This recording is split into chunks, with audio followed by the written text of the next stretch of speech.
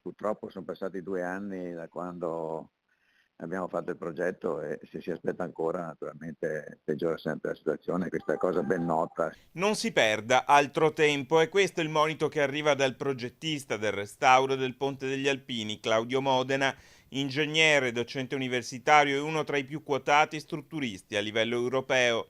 Nel mirino di Modena c'è anche la consulenza della Vardanega sullo stato dei legni, che mette in dubbio la tenuta di un ponte Bailey. Lo dicono ma non è dimostrato.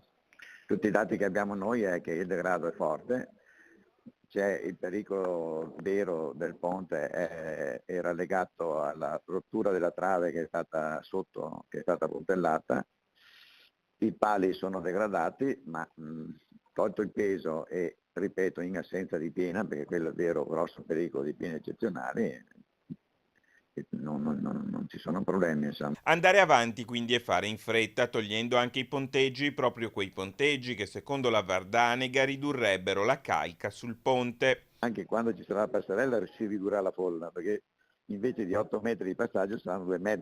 Insomma, più tempo si perde, peggio è. E i fenomeni di degrado non hanno andamenti lineari, tendono ad accelerare una volta che sono innescati. Quindi questa cosa è nota e stranota, ma secondo la pianificazione dei lavori fatta in sede di progetto, i lavori dovrebbero essere già stati ultimati.